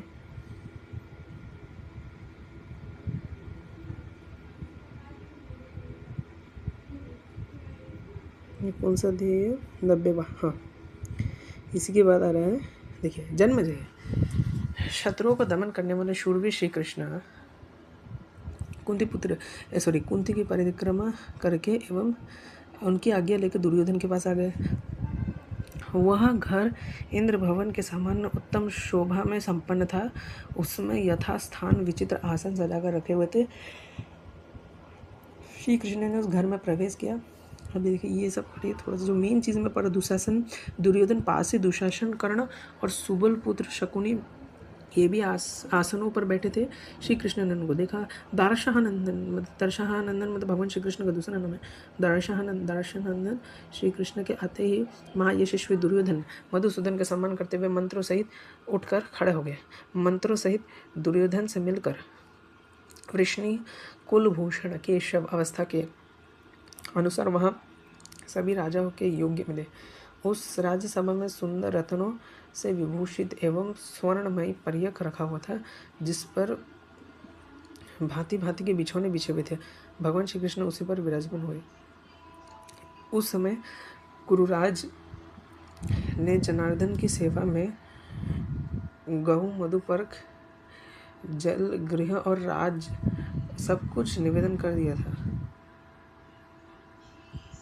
फिर आप देखिए, उस पर्यटक पर बैठे हुए भगवान गोविंद निर्मल सूर्य के प्रति तेजस्वान प्रतीत हो रहे थे। उस समय राजाओं सहित समस्त कौरव उनके पास आए। तदंतर भगवान श्री कृष्ण को भोजन के लिए निवृत्त किया, परंतु केशव ने उसे निमंत्रण को स्वीकार नहीं किया। ठीक है, तब कुरुनंदन दुर्योधन ने कर्ण से सलाह लेकर कौरव सभा में पूछा, तो पूछते ही भगवान ने पहले तो उसकी वाणी में पहले मृदुता थी, फिर परंतु अंत में शठता में प्रकट होने लगे। जनार्दन, आपके लिए अन्न जल वस्त्र शय्या आदि तो वस्तु प्रकट की गई है, तो आपने ग्रहण क्यों नहीं किया? आप दो पक्षों को तो सहायता दी है, आप उभय पद के हित साधन में तत्पर है। माधव महाराज धृतराष्ट्र के अपने संबंधी भी है। चक्र का गदा धारण करने वाले गोविंद, आपको धर्म और संपूर्ण यथार्थ ज्ञान भी है। देखिए, धर्म और अर्थ का संपूर्ण रूप से यथार्थ ज्ञान भी है, फिर भी आतिथ्य ग्रहण न करने का कारण क्या, मैं सुनना चाहता हूँ। तो फिर वैशंपायन जी ने कहा, राजन, इस प्रकार पूछने पर समस्त महामनस्वी कमलनयन श्री कृष्ण ने अपनी विशाल भुजाएं ऊपर उठाकर राजा दुर्योधन को सजल, ऐसा सब देख लीजिए, और उनका यह वचन परम उत्तम, ऐसा सब उनका वचन ये था, दोषों से रहित था। भारत, ऐसा नियम है कि दूत अपना प्रयोजन सिद्ध होने पर ही भोजन और सम्मान स्वीकार करते हैं। तुम भी मेरे उद्देश्य सिद्ध हो जाने पर ही मेरा और मेरे मंत्रियों का सत्कार करना। यह सुनकर दुर्योधन ने कहा, आपको हम लोगों से ऐसा क्या अनुचित बर्ताव नहीं करनी चाहिए थी? दर्शानंदन मधुसूदन, उसका उद्देश्य सफल हो या ना हो, हम लोग तो आपके सम्मान का प्रयत्न करते ही है, किंतु हमें सफलता ही नहीं मिल रही। मधु दैत्य का विनाश करने वाले पुरुषोत्तम, हमें ऐसा कई कारण जान पड़ता है जिसके होने के कारण आप हमारी प्रेम पूर्वक अर्पित की हुई पूजा ग्रहण ना कर सके। गोविंद, आपके साथ हम लोगों के साथ कोई वैर या झगड़ा ना हो। फिर मधुसूदन जी बोलते हैं कि हंस के उत्तर दे, राजन, में काम से, क्रोध से, द्वेष से, स्वार्थवश, बहानेबाजी अथवा लोभ से भी किसी प्रकार धर्म का त्याग नहीं कर सकता। किसी के घर का अन्न या तो प्रेम के कारण भोजन किया जाता है या आपत्ति में पड़ने पर। नरेश्वर, प्रेम तो तुम में नहीं रखते, आपत्ति तो हम नहीं पड़े हैं, तो देख लीजिए। तो यहाँ पे भगवान बोल रहे हैं कि किसी के घर का अन्न या तो प्रेम के कारण भोजन किया जाता है या आपत्ति में पड़ने पर। नरेश्वर, प्रेम तो तुम नहीं रखते पर आपत्ति तो हमें नहीं पड़ते, देख लीजिए। तो भगवान प्रेम देखते हैं, ठीक है। जो पांडवों से द्वेष करता है वह मुझसे द्वेष करता है, जो अनुकूल है वह मेरे भी अनुकूल है। तो मुझे परमात्मा पांडवों के साथ एक स्वरूप एक ही समझो, ठीक है। जो काम क्रोध के वशीभूत होकर मोहवश गुणहीन पुरुषों के साथ विरोध करना चाहते हैं, उन पुरुषों में अधम कहा गया है, ठीक है। जो काममय गुणों से युक्त अपने कुटुंबी जनों को मोह और लोभ से की दृष्टि से देखना चाहता है, वो मन और क्रोध को ना जीते वाले पुरुष दीर्घकाल राजलक्ष्मी को उपयोग करते हैं। जो द्वेष रखता हो, जो अन्न नहीं खाना चाहिए, द्वेष रखने वालों को खिलाने वाला भी नहीं चाहिए। राजन, तुम पांडवों से द्वेष रखते हो, पांडव मेरे प्राण है। क्यों? क्योंकि पांडवों ने भगवान को तन मन सब ये कर दिया। और फिर देखिए, फिर महातेजस्वी कौरव ने कहा, आप सब तो घरों के लिए जाए। कौरवों के चंद्र में विदुर जी ने कभी पराजित ना होने वाले दर्शानंदन श्री कृष्ण को समस्त मनोवांछित वस्तुएं समर्पित करके प्रयत्न पूर्वक उनका पूजा किया। तदंतर उन्होंने अनेक प्रकार के पवित्र और गुणकारक अन्नपान महात्मा केशव को अर्पित किए। मधुसूदन उस अन्नपान को पहले ब्राह्मणों को तृप्त किया, फिर उन्होंने वेद भक्तों को श्रेष्ठ किया। देखिए, अब आपको कल को कोई बोल दे कि नहीं, देखो भगवान ने विदुर को खाने से पहले ब्राह्मण को दिया। देखिए, इसके पिछले वाले श्लोक में साफ बोल दिया गया कि पवित्र और गुणकारिक अन्नपान महात्मा केशव को अर्पित किया, तो पहले ही अन्न को पवित्र बोल दिया गया, ठीक है। तदंतर देवताओं सहित इंद्र की भांति अनुचरों सहित भगवान श्री कृष्ण ने विदुर जी के पवित्र एवं गुणकारक अन्नपान ग्रहण किए। तो क्यों ग्रहण किया? ठीक है। जन्मे जैसे भगवान श्री कृष्ण भोजन करके विश्राम कर रहे थे, विदुर जी ने, केशव, आपने यहाँ आने का विचार किया, मेरे समझ में अच्छा नहीं हो। जनार्दन, दुर्योधन दोनों अर्थ का उल्लंघन हुआ, क्रोधी, दूसरों का सम्मान को नष्ट करने वाला चाहे या पढ़ लीजिए। और आप ये चैप्टर चाहे तो भी पढ़ सकते हैं। तो यहाँ पे ऐसे बोला जा रहा है, ठीक है। जैसे चांडोलों के बीच में भी किसी ये है, उसी प्रकार मर्यादा रहित मूर्ख और अज्ञानियों के समय आपका कुछ भी कहना मुझे ठीक नहीं जाता। यहाँ पे इसका मतलब ये नहीं है कि विद्वान और जो चांडाल, मतलब जो सच में गुण से ही चांडाल है, कुछ भी नहीं जानते, जो सारा दिन वे विचार करते रहते, उन लोगों को बोला गया यहाँ पे, ठीक है। ये आप पढ़ लीजिएगा, ठीक है। ये आप पढ़ लीजिएगा पूरा। इनका प्रॉब्लम क्या है ना, ये लोग, देखिए इनका प्रॉब्लम क्या है ना, ये सी मतलब ब्राह्मण हर जगह ब्राह्मण। वर्ण स्वाभाविक भी होता है, वर्ण व्यवस्था स्वाभाविक भी होता है। मध्वाचार्य जी भी ने बोला था कि औपाधिक और स्वाभाविक, ठीक है। तो हम लोग भी जन्म से मानते हैं, लेकिन स्वाभाविक वर्ण भी हम लोग मानते हैं। तो मैं यहाँ पे किसी ब्राह्मण के खिलाफ पर्सनली नहीं बोल रहा हूँ कि मैं ब्राह्मण के खिलाफ पूरा प्रोपेगेंडा फैला रहा हूँ, ऐसा नहीं, बिल्कुल नहीं। मैं ब्राह्मण के खिलाफ क्यों प्रोपेगेंडा फैलाऊंगा? क्योंकि भगवान श्री कृष्ण तो खुद मंत्र है, नमो ब्राह्मण देवाय गो ब्राह्मण हिताय जगदिताय कृष्णाय गोविंदाय नमो नमः।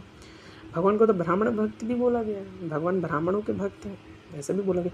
लेकिन जो गुण सच में ब्राह्मणों के गुण है, इवन भागवत में पता है क्या लिखा है, ब्राह्मण को जो किसान, जो कृषि धान लेकर जाता है, वो जो धान का जो कुछ अन्न जो गिर जाता है ना, वो अन्न, गिरा हुआ अन्न को ले ले और अपने पास रख ले, वही खाए।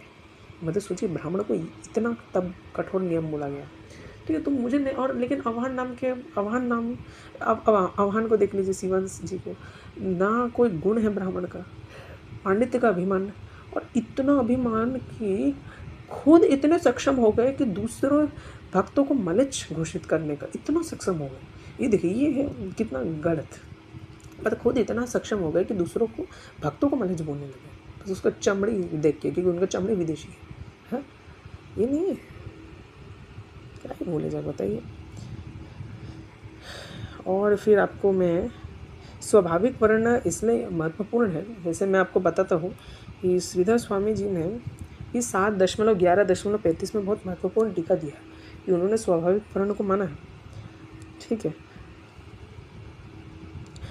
अब जैसे मैं आपको जैसे श्रीमद् भागवत पुराण ही लेकर चलता हूँ, जैसे श्रीमद् भागवत पुराण, ठीक है, तो श्रीमद् भागवत पुराण, तो जो श्रीमद् भागवत पुराण है, इसी श्रीमद् भागवत पुराण का अगर मैं आपको 7वां स्कंद लेकर चलूँ, 7वां स्कंद का अध्याय 15 ही लेकर, नहीं, 7वां स्कंद का अध्याय 11 लेकर चलूँ, तो अध्याय 11 को ही पूरा पढ़ लेते, चलिए पढ़ लेते ना, क्या जा रहा है। तो मानव धर्म, वर्ण धर्म और स्त्री धर्म का निरूपण भगवान में प्रहलाद जी के साधु समाज में सम्मानित पवित्र चरित्र सुनकर संत शिरोमणि युधिष्ठिर को बड़ा आनंद हुआ। उन्होंने नारद जी से और भी प्रश्न पूछे। नारद जी से पूछा, भगवान आप में वर्ण और आश्रमों के सदाचार के साथ मनुष्य के सनातन धर्म का श्रवण करना चाहता हो, क्योंकि धर्म से मनुष्य को ज्ञान, भगवत प्रेम और साक्षात्कार परम पुरुष भगवान की प्राप्ति होती है। आप स्वयं प्रजापति ब्रह्मा के पुत्र हैं और नारद जी आप तपस्वी, योग और समाधि के कारण हैं। वे आपके दोनों पुत्रों की अपेक्षा आपका अधीन सम्मान भी करते हैं। आप समस्त नारायण परायण, दयालु, सदाचारी, ये सब और शांत ब्राह्मण धर्म के गुप्त से गुप्त रहस्य को जैसे यथार्थ रूप में जानते हैं, दूसरे लोग वैसा नहीं जानते। नारद जी ने कहा, युधिष्ठिर अजन्मा भगवान भी समस्त धर्मों के मूल का कारण है। वही प्रभु, ऐसा पढ़ लीजिए, ठीक है। जो मैं बिन धर्म के 3 लक्षण हैं, सत्य धर्म के 30 लक्षण है, सॉरी ये सब 30 लक्षण देख लीजिए, ठीक है। ये सब, तो ये सब जो 30 लक्षण है, मौन, आत्मचिंतन, प्राणियों को अन्न आदि का यथायोग्य विभाजन, उनमें और विशेष करके मनुष्यों में अपने आत्मा और तथा इष्ट देव का भाव, संतों के परम आश्रय भगवान श्री कृष्ण के गुण, नाम, लीला आदि का श्रवण, कीर्तन, स्मरण, उनकी सेवा, पूजा और नमस्कार, उनके प्रति दास्य, सख्य और आत्मसमर्पण, यह 30 प्रकार का आचरण सभी मनुष्यों का परम धर्म है। इनके पालन से सर्वथा भगवान प्रसन्न होते हैं। धर्मराज, जिनके वंशज से अखंड स्वरूप से संस्कार होते हैं आए हैं और जिन्हें ब्रह्मा जी ने संस्कार के योग्य स्वीकार किया है, उन्हें द्विज कहते हैं। जन्म और कर्म से शुद्ध द्विजों के लिए यज्ञ, अध्ययन, दान और ब्रह्मचर्य आदि आश्रमों के विशेष कर्मों का विधान है। जन्म और कर्म से शुद्ध, जन्म से ही शुद्ध नहीं बोला गया, कर्मों से भी शुद्ध बोला गया। कर्मों का विधान है अध्ययन, अध्यापन, दान लेना, दान देना, यज्ञ करना, ये 6 कर्म ब्राह्मण के हैं। क्षत्रियों को दान नहीं लेना चाहिए। प्रजा की रक्षा करने वाले क्षत्रियों का जीवन निर्वाह, ब्राह्मण की सेवा और सबसे यथायोग्य कर तथा दंड, जुर्माना, वंश की अनुन्याय रखकर गौ रक्षा, कृषि और व्यापार के द्वारा अपनी जीविका को चलानी चाहिए। शूद्र का धर्म द्विजातियों की सेवा, उसकी जीविका का निर्वाह उसका स्वामी करता है। ब्राह्मण के जीवन निर्वाह के साधक 4 प्रकार के हैं, वार्ता, शालीन, यावर और शिलोच्छना। यही मैं बोल रहा था, इनमें से पीछे की वृत्तियाँ उपेक्षाकृत श्रेष्ठ, उसमें से पीछे की भी वृत्तियाँ जो यावर और शिलोक्षण, ये भी वृत्तियाँ ये है। तो देखते हैं उनके लिए, तो देखते हैं शिवांश जी के लिए क्या क्या बोला गया। तो यज्ञ अधिक आरा कर धन लेना, बिना मांगे जो कुछ मिल जाए उसमें जीवन निर्वाह करना, नित्य प्रति धन आदि मांग लेना। फिर किसान के खेत काट कर अन्न घर को ले जाने पर पृथ्वी पर जो कण पड़े हैं उन्हें शील तथा बाजार में पड़े हुए अन्न के दोनों को बाजार में पड़े हुए अन्न के दोनों को उच्छ कहते हैं। उन शील और उच्छों को बीन कर अपना जीवन निर्वाह करना शिलोच्छन, और सर्वश्रेष्ठ तो यही बोला गया, शिलोच्छन ही बोला गया उसमें भी। तो देख लीजिए, तो आह्वान ये कर पाएगा कि नहीं। और जो भी इतना अभिमान है लोगों को, इस्कॉन के भक्तों को, विदेशी भक्तों को जो मलेच्छ बोलने में इतने सक्षम है, इतना मतलब इस लेवल तक आ चुके हैं कि ये बोलना वो बोल सकते हैं, इस कैपेबिलिटी अपने आप को रखते हैं। तो आप ये करके दिखाइए 1 महीने तक शिलोच्छन। आप लोगों के लिए बोला गया, करिए ना। करिए। मेरा इसलिए बोलते ना, इसलिए भगवान को ब्राह्मण भक्त भी बोला गया। भगवान ब्राह्मणों के भक्त है। क्यों ब्राह्मणों के भक्त बोला गया? ऐसे ही नहीं बोलते। नमो ब्राह्मण देवाय गौ ब्राह्मण हिताय च जगत हिताय कृष्णाय गोविंदाय नमो नमः, कि भगवान गौ ब्राह्मणों के रक्षक है। क्यों बोला गया? ऐसे ही नहीं बोला गया कि जो जन्म ले लिया बस सिगरेट कोई सिगरेट फूक रहा है, बस ऐसे जनेऊ टांग लिया, बस वो भगवान उनके भक्त हो गया। अरे वाह, मैं तो इसका दास नहीं। ऐसे जो नियमों को पालन करेगा उन्हीं के लिए ही भगवान ब्राह्मण भक्त है, अन्यथा नहीं है। साफ साफ है। क्योंकि साफ साफ है कि जो ब्राह्मण अपने पांडित्य का अभिमान करेगा, व्यर्थ तर्क के भांति कटु वचन बोलेगा, बालकों से व्यवहार करेगा, कटु वचन बोलेगा, कुत्तों की तरह इधर उधर दौड़ेगा, शास्त्र का खंडन करते करते। महाभारत में लिखा, मैं अपने खुद से नहीं बोल रहा, ऐसे मनुष्य को अस्पृश्य माना गया। विद्वान पुरुष ऐसे को कुत्ता बोलते हैं, विद्वान लोग ऐसे पुरुष को कुत्ता मानते हैं। ये बहुत साफ साफ बोल देगा। तो आप देख लीजिए कि एक लोग जो जन्मजात ब्राह्मण लोग, जिनका कोई गुण भी नहीं है, जो शिलोच्छन तरीके से भी नहीं रह रहे, शास्त्रों में उनको बोला गया कि उनको शिलोच्छन तरीके से रहना पड़ेगा। एक कृषि एक जगह से दूसरे जगह जो अन्न गिर रहा है उनको तो वो खाना चाहिए। ये लोग यहाँ पे क्यों यूट्यूब चैनल में अपना जीवन बर्बाद कर रहे हैं?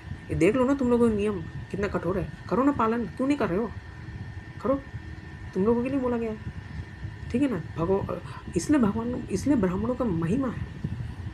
ऐसे ही कोई ब्राह्मण नहीं बनना था, ठीक है। इसलिए बोलते ना कि ये लोग का जो वर्ण व्यवस्था है ना, ये आसुरिक है, टोटली आसुरिक है, ठीक है। स्वाभाविक भी होना चाहिए। और श्रीधर स्वामी भी इसको अच्छे से एक्सप्लेन करते हैं। इनमें से पीछे पीछे की वृत्तियाँ उपेक्षाकृत श्रेष्ठ है, देख लीजिए, ठीक है। और लेकिन आह्वान में तो कोई ऐसा गुण भी नहीं होगा। वो गुण है, और कोई शिलोच्छन कर रहा है। आह्वान बोलो, शिलोच्छन करने इन लोगों को बोलो, करो ना शिलोच्छन। तुम लोगों को ये नियम बोला जा रहा है। मैं ब्राह्मणों के खिलाफ नहीं हूँ भाई, हमको भी बोला जाता है कि तुमको ब्राह्मण को रिस्पेक्ट करना चाहिए ट्रेडिशनली, क्योंकि ब्राह्मण एक टाइप का आचार्य है। ब्राह्मण आचार्यों के समान है। ब्राह्मण का टैग मतलब ऐसा नहीं कि शिवांश जैसे ब्राह्मण, वो तो ब्राह्मण नहीं है, एकदम भी ब्राह्मण नहीं है, टोटली ब्राह्मण नहीं है। ब्राह्मण का तो गुण ही नहीं है, ठीक है। क्योंकि वो इस स्तर पे आ चुके हैं कि वो एक विदेशी भक्तों को मलेच बोलने लग गए हैं। मलेच बात करने का तरीका तक नहीं है इन लोगों को। इतना द्वेष भरा हुआ है, इतना ईर्ष्या है। इनमें से पीछे पीछे की वृत्तियाँ उपेक्षाकृत श्रेष्ठ है। निम्न क्या बोला? निम्न वर्ण का पुरुष बिना आपत्ति काल के उत्तम वर्ण की वृत्तियां का अवलंबन न करे। सत्य दान लेकर छोड़कर ब्राह्मणों की शेष 5 वृत्तियों का अवलंबन ले सकता है। आपातकालीन में सभी वृत्तियों को स्वीकार कर सकता है। शरित, अमृत, मृत, प्रमृत और सत्यानृत, इनमें से किसी भी वृत्ति का आश्रय ले सकता है, परंतु श्वान वृत्ति का अवलंबन कभी न करे, ठीक है। फिर बाजार में पड़े हुए अन्न उच्च और खेतों में पड़े हुए अन्न शील को बीन कर, देखिए, बाजार में पड़े हुए अन्न उच्च और खेतों में पड़े हुए अन्नशील को बीन कर शिलोच्छ वृत्ति से जीविका निर्वाह करना रित है। ये देख लीजिए, बिना मांगे जो कुछ मिल जाए उससे ययाचित शालीन वृत्ति के द्वारा जीवन निर्वाह करना अमृत है। नित्य मांग कर लाना अर्थात ययावर वृत्ति द्वारा जीवन यापन करना अमृत है। मतलब क्या बोलूं, नित्य मांग कर लाना अर्थात ययावर वृत्ति के द्वारा, नित्य मांग कर लाना अर्थात ययावर वृत्ति के द्वारा जीवन यापन करना मृत है। कृषि आदि के द्वारा वार्ता वृत्ति से जीवन करना प्रमृत है। वाणिज्य सत्यानृत है और निम्न वर्ण की सेवा करना श्वान वृत्ति है। ब्राह्मण और क्षत्रिय को इस अंतिम निंदित वृत्तियों का कभी आश्रय नहीं लेना चाहिए, ठीक है। अंतिम मतलब ऐसा, ठीक है, क्योंकि ब्राह्मण सर्ववेदमय और क्षत्रिय सर्वदेवमय है, राजा है। ऐसा ही नहीं कि बस जन्म ले लिया, शराब पी रहा है, मीटिंग कर रहा है, जनेऊ पहन लिया है, अब जैसे ही हो गया है, एकदम स्वभाव से शूद्र ही है, याद रखना, ठीक है। तो ये सब डेफिनेशन तभी बैठेगा जब उसमें ये सब गुण होंगे, तभी उसको सर्ववेदमय बोला जाएगा, सर्वदेवमय बोला जाएगा। शम, दप, तप, शौच, संतोष, क्षमा, सरलता, ज्ञान, दया, भगवत परायणता और सत्य, ये ब्राह्मण के लक्षण। देख लीजिए, युद्धों में उत्साह, वीरता, धीरता, तेजस्विता, त्याग, मनोजय, क्षमा, ब्राह्मणों के प्रति भक्ति, अनुग्रह और प्रजा की रक्षा करना क्षत्रिय के लक्षण है। अभी पढ़िए, पति की सेवा उनके अनुकूल, ये सब स्त्री धर्म है। तो पढ़िए, जो लक्ष्मी जी जो चोरी और अनन्य पाप कर्म नहीं करते, उस अत्यज या चांडाल अनंतवासी वर्णशंकर जातियों की वृत्ति वही है जो कुल परंपरा से उनके यहाँ चली आई है। वेददर्शी ऋषि मुनियों ने युग युग में प्रायः मनुष्य के स्वभाव के अनुसार धर्म की व्यवस्था की है। वही धर्म उनके लिए इस लोक और परलोक में कल्याणकारी है। जो स्वाभाविक वृत्ति का आश्रय लेकर अपने स्वधर्म का पालन करता है, वो धीरे धीरे उन स्वाभाविक कर्मों से ऊपर उठता जाता है और गुणातीत हो जाता है। महाराज, जिस प्रकार बार बार बोने से खेत स्वयं ही शक्तिहीन हो जाती, उसी प्रकार अंकुर उगना बंद हो जाता है, यहाँ तक कि उसमें बोया हुआ बीज भी नष्ट हो जाता है। उसी प्रकार यह चित्त जो वासनाओं का खजाना है, विषयों का अत्यंत सेवन करने से स्वयं ही उब जाता है, परंतु स्वल्प भोगों से ऐसा नहीं होता। जैसे एक एक बूंद घी डालने से आग नहीं बुझती, परंतु एक ही साथ अधिक घी पड़ जाए तो वो बुझ जाती है। जिस पुरुष के वर्ण को बतलाने वाला जो लक्षण कहा गया है, जिस पुरुष के वर्ण बतलाने वाला जो लक्षण कहा गया है, वह यदि दूसरे वर्ण में भी मिले तो उसे उसी वर्ण को समझना चाहिए। देख लीजिए, ठीक है। अभी मैं आपको इसमें अच्छे से और बताऊंगा। कृष्ण राधा राधे, सभी हरे कृष्ण राधा राधे। तो अभी में हम देखते हैं श्रीमद् भागवतम का 10वां स्कंद का 23वां अध्याय। अभी देखिए, तो यहाँ पे क्या बोला गया है कि नयनाभिराम बलराम, तुम बड़े पराक्रमी हो, हमारे चित्त चोर श्याम सुंदर, तुमने बड़े बड़े दुष्टों का संहार किया। अच्छा ठीक है, मैं जो मेन चीज़ था वो मैं पढ़ता हूँ।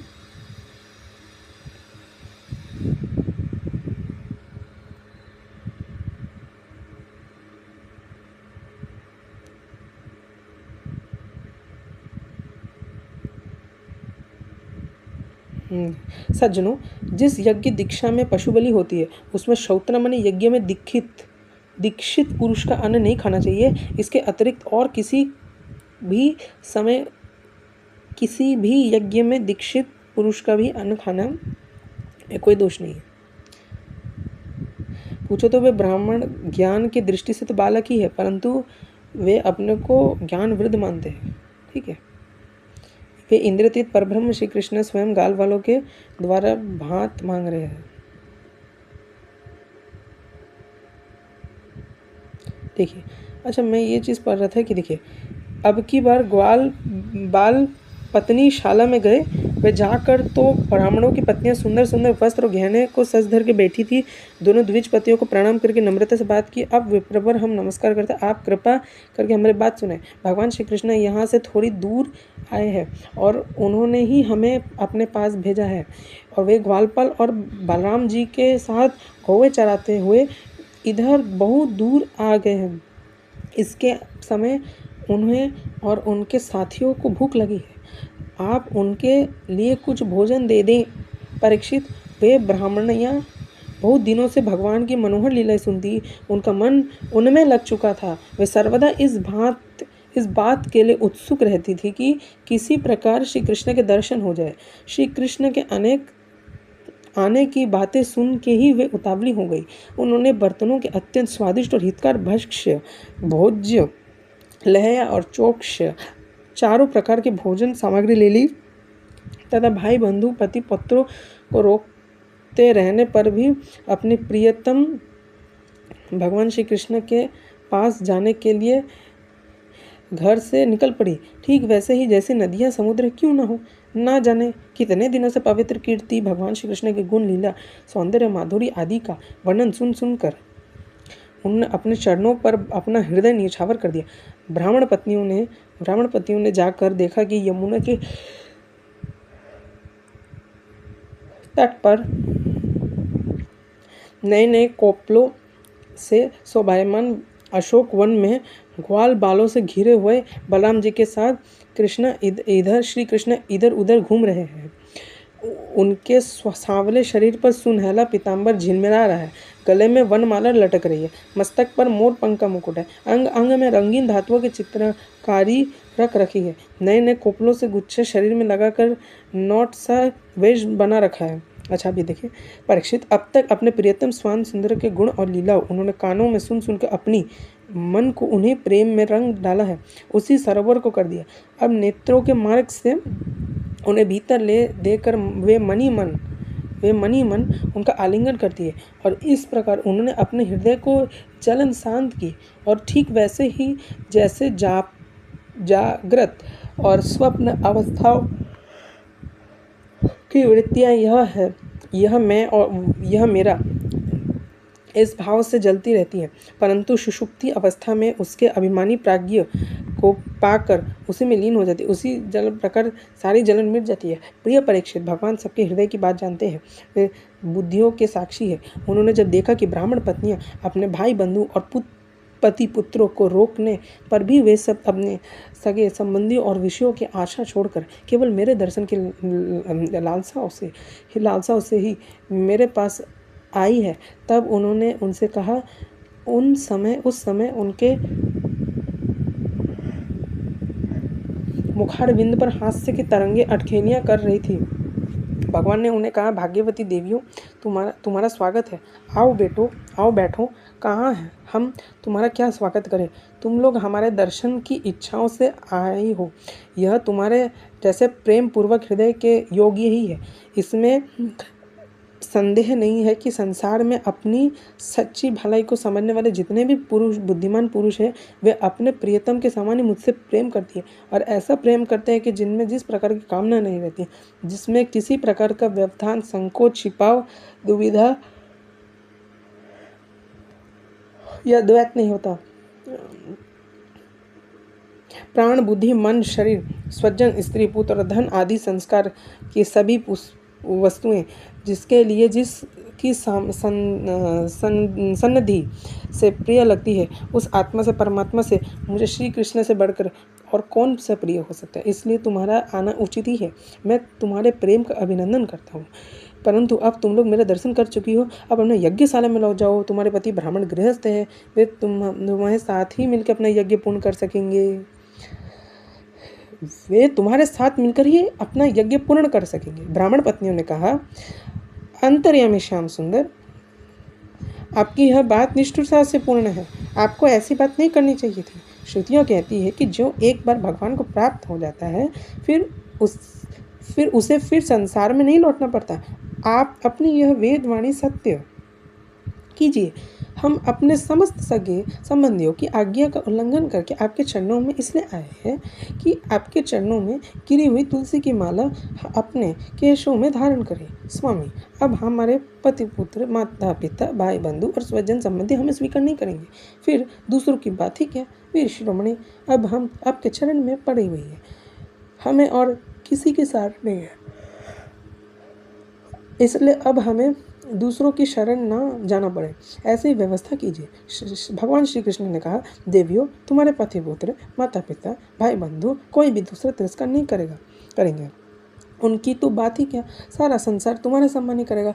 इसका कारण है अब तुम मेरी हो गई हो, मुझसे युक्त हो गई हो। देखो ना, ये देवता मेरी बात का अनुमोदन कर रहे। देवियों, इस संसार में मेरा अंग संग ही मनुष्यों के मेरे प्रेमी या अनुराग का कारण नहीं है। इसलिए तुम आओ, अपना मन मुझ में लगा दो, तुम्हें बहुत शीघ्र मेरी प्राप्ति हो जाएगी। परीक्षित, जब भगवान ने इस प्रकार कहा तो वे ब्राह्मण पत्नी यज्ञशाला में लौट गई। उन ब्राह्मणों ने अपनी स्त्रियों से तनिक भी दोष दृष्टि नहीं किए, उनके साथ मिलकर अपना यज्ञ पूरा किया। उन स्त्रियों में से एक को आने के समय ही उसके पति ने बलपूर्वक रोक लिया था। इस पर ब्राह्मण पत्नी ने भगवान की वैसे ही स्वरूप का धारण किया जैसा कि बहुत दिनों से सुन रखा था। तब उसका ध्यान जम गया और मन ही मन भगवान का आलिंगन करके उसके कर्म के द्वारा बने हुए अपने शरीर को छोड़ दिया। शुद्ध सत्व दिव्य शरीर से उसने भगवान की सानिध्य प्राप्त कर ली। इधर भगवान श्री कृष्ण ने ब्राह्मणियों के लाए हुए उस 4 प्रकार के अन्न से पहले ग्वाल बालों की भोजन कराया और फिर उन्होंने स्वयं भी भोजन किया। परीक्षित, इस प्रकार भगवान श्री कृष्ण ने मनुष्य से लीला की और अपने सौंदर्य, माधुर्य वाणी तथा कर्मों से गांव में ग्वाल बाल और गोपियों को आनंदित किया और स्वयं भी उनके अलौकिक प्रेम रस का आस्वादन करके आनंदित हुए। परीक्षित, इधर जब ब्राह्मणों को यह मालूम हुआ कि ये श्री कृष्ण तो स्वयं भगवान ही है, तब उन्हें बड़ा पछतावा हुआ। तो वे सोचने लगे कि जगदीश्वर भगवान श्री कृष्ण और बलराम की आज्ञा का उल्लंघन करके हमने बहुत बड़ा भारी अपराध किया, क्योंकि वे तो मनुष्य से लीला करते हुए भी परमेश्वर ही है। जब उन्होंने देखा कि हमारी पत्नियां के हृदय में तो भगवान का अलौकिक प्रेम है और हम लोग उससे बिल्कुल रोते हैं, तब वे पछता कर अपनी निंदा करने लगे। वे कहने लगे, हाय, हम भगवान कृष्ण से विमुख हैं। बड़े ऊंचे, देखिए बड़ा ध्यान से, अब यही इंपॉर्टेंट चीज़ है, बड़े ऊंचे कुल में हमारा जन्म हुआ, गायत्री ग्रहण करके भी हम द्विजाति हुए, वेदाध्ययन करके हमने बड़े बड़े यज्ञ किए, परंतु वह सब किस काम का? धिक्कार है, हमारी विद्या व्यर्थ है, हमारे व्रत से बुरे सिद्ध हुए, हमारे इस बहुज्ञता को धिक्कार है, धिक्कार है, धिक्कार है, धिक्कार है, धिक्कार है। उसे वंश में जन्म लेना, कर्म कांड में निपुण होना किसे काम ना आया? इन्हें बार बार धिक्कार है, धिक्कार है, धिक्कार है, धिक्कार है, धिक्कार है। निश्चय ही भगवान की माया बड़े बड़े योगियों को मोहित कर लेता है, तो भी हम कहलाते हैं कि मनुष्य के गुरु और ब्राह्मण, परंतु सच्चे स्वार्थ और परमार्थ के विषय में बिल्कुल भूल चुके हैं। आश्चर्य बात की है, देखो तो यद्यपि ये तो स्त्री है, तथापि भगवान जगत गुरु भगवान श्री कृष्ण में कितना अगाध प्रेम है, अखंड अनुराग है। इसी से इन्होंने गृहस्थी की बहुत बड़ी फांसी भी काट डाली, जो मृत्यु के साथ भी नहीं कटती। इनको ना तो द्विजातियों के योग, यज्ञ, पदवी आदि के संस्कार हुए, ना ही गुरुकुल, ना तो इन्होंने गुरुकुल में ही निवास किया, ना तो इन्होंने तपस्या की है, ना तो आत्मा संबंधी में कुछ विचार विवेक किया है। उनकी बात तो दूर रही, इनमें ना तो पूरी पवित्रता है, ना ही शुभ कर्म है। अच्छा, अब कोई ऐसा ना इंटरप्रेटेड करे कि स्त्री को अपवित्रता बोला गया है, ऐसा नहीं है। दो टाइप की स्त्रियां हैं, एक तो ब्रह्मवादिनी स्त्री, ब्रह्मवादिनी स्त्री वेद पढ़ सकती है, उसके लिए यज्ञोपवीत होता है, और सद्योवधु स्त्रियों का यज्ञोपवीत विवाह होता है। सद्योवधु स्त्रियों के अभी सद्योवधु है, इसलिए ऐसा बोला जा रहा है। अगर किसी को लगे कि स्त्रियों को ऐसे अपवित्र बोला जा रहा है, किसी को डाउट हो रहा है ऐसे, तो यहाँ पे ऐसा क्यों कहा गया? तुम्हारे पति गृहस्थ है, वे तुम्हारे साथ मिलकर ही यज्ञ पूर्ण कर सकेंगे। अरे भाई, यज्ञ करने का बहुत बड़ा अधिकारी है। बिना पत्नी, अगर पत्नी को अपवित्र बोला जाता तो एक पवित्र ब्राह्मण जिसका इतना पवित्र आचरण होता है, क्योंकि ब्राह्मण को ही यज्ञ करता है, क्योंकि ब्राह्मण का अच्छा आचरण होता है, ठीक है। तो अगर एक पवित्र ब्राह्मण अगर अपवित्र के साथ करेगा तो यज्ञ कैसे सफल होगा? तो इसलिए पत्नी को इन्वॉल्व किया है। पत्नी कभी ऐसे नहीं बोला जाएगा, ठीक है। आप देखिए, फिर भी योगेश्वरों को उनकी बात तो इनमें ना तो पवित्रता है, ना ही शुभ कर्म ही है। फिर भी योगेश्वरों को कृष्ण पुण्य कृति भगवान श्री कृष्ण के चरणों में इतना दृढ़ प्रेम है कि, और हमने संस्कार किए हैं, गुरुकुल में निवास किया है, तपस्या की है, आत्मानुसंधान किया है, पवित्रता का निर्वाह किया है। तो यहाँ से क्या पता चलता है कि ये सब जितने भी चीज़ें हैं, ब्राह्मणवाद, छुआछूत, जो भी हो रहा है, ये जितना भी वर्ण व्यवस्था है, ये स्थूल शरीर तक के नहीं है सीमित। अल्टीमेटली भक्ति, भागवतम, जितना भी मनुस्मृति, अपष्टम्भ सूत्र है, गौतम धर्म सूत्र है, पराशर स्मृति है, ये भौतिक शरीर के लिए ही है, ये भौतिक शरीर तक ही सीमित है। ये आपका सूक्ष्म शरीर का नहीं बातें करता। आपका मनुस्मृति में कहीं भी भक्ति का वर्णन नहीं है, कहीं भी भक्ति का वर्णन नहीं मिलेगा। वास्तव में तो आपको भक्ति करना है। श्रीमद् भागवतम सूक्ष्म शरीर में, और सूक्ष्म शरीर के स्तर में जो आ जाता है ना, उस स्तर में छुआछूत पाखंड मात्र ही है, पाखंड मात्र ही है, छुआछूत पाखंड मात्र ही है। यहाँ से साबित हो गया। फिर भी भगवान के चरणों में हमारा प्रेम नहीं है। सच्ची बात तो यह है कि हम लोग गृहस्थी के काम धंधों में मतवाले हो गए थे, अपनी भलाई और बुराई को बिल्कुल भूल गए हैं। अहो, भगवान की कितने कृपा है। भक्त वत्सल प्रभु ने ग्वाल वालों को भेजकर उनके वचनों से हमें चेतावनी दी और अपनी याद दिलाई। भगवान स्वयं पूर्ण काम है और कैवल्य मोक्ष पर्यंत जितने भी कामनाएं होती है उनको पूर्ण करने वाले हैं। हमने यह सचेत नहीं करना चाहिए कि उनको हम सरीखे शूद्र जीवियों के प्रयोजन ही क्या हो सकता है। अवश्य ही उन्होंने इसी उद्देश्य के मांगने का बहाना बनाया, अन्यथा उन्हें मांगने का भला ही क्या आवश्यकता थी। स्वयं लक्ष्मी अन्य सब देवताओं को छोड़कर और अपनी चंचलता, गर्व और दोषों का परित्याग कर केवल एक बार उनके चरण कमल के स्पर्शों का पाने के लिए सेवा करती रही, और वही प्रभु किसी के भोजन की याचना करे। यह लोगों को मोहित करने के लिए नहीं तो और क्या है। देश काल पृथक पृथक प्रिय उन कर्मियों से विनियुक्त मंत्र, अनुष्ठान पद्धति, ऋत्विज, अग्नि, देवता, यजमान, यज्ञ और धर्म, ये सब भगवान के ही तो स्वरूप हैं। वे ही योगेश्वरों के भी ईश्वर भगवान श्री कृष्ण स्वयं श्री कृष्ण के रूप में यदुवंशी में अवतरण हुए। यह बात हमने बहु सुन रखी है, परंतु अब इतने मूढ़ है, पर हम इतने मूढ़ हैं कि उनको पहचान ना सके। यह सब होने पर भी हम धन्याति धन्य हैं, हमारा अहोभाग्य है। फिर भी हमें वैसी पत्नियां प्राप्त हुई, उनकी भक्तियों से हमारी बुद्धि भी भगवान श्री कृष्ण के अविचल प्रेम से युक्त हो गई है। प्रभो, आप अचिंत्य और अनंत ऐश्वर्य के स्वामी हैं। श्री कृष्ण, आप ज्ञान अबाध हैं। आपकी ही माया से हमारी बुद्धि मोहित हो रही है। हम कर्मों के पछड़े में भटक रहे हैं। हम आपको नमस्कार करते हैं। वे आदि पुरुषोत्तम भगवान श्री कृष्ण हमारे इस अपराध को क्षमा करें, क्योंकि हमारी बुद्धि उनकी माया से मोहित हो रही है और उनके प्रभाव को न जानने वाले अज्ञानी हैं। परीक्षित, उन ब्राह्मणों ने भगवान श्री कृष्ण का तिरस्कार किया था, अतः उन्हें अपने अपराध की स्मृति से बड़ा पश्चाताप हुआ और उनके हृदय में श्री कृष्ण बलराम के दर्शन की बड़ी इच्छा हुई, परंतु कंस ने डर के मारे वे उनका दर्शन करने ना जा सके। इंद्र यज्ञ निवारण, ये चैप्टर अलग हो जाता है पूरा, फिर देख लेना आप लोगों ने।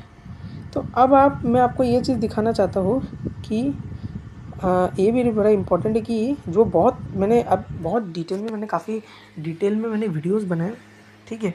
तो मैंने काफ़ी डिटेल में वीडियोस बनाए, ठीक है। तो जितना हो सके पाखंड को जड़ से मिटाने की कोशिश किया। अगर आने भी ज़रूरत पड़ा तो फिर फ्यूचर में सोचूंगा। तब तक आप इसको देखिए कि असली अब्राहमिक कौन है, यह प्रमाणित हो जाएगा। तब तक सभी को हरे कृष्णा राधे।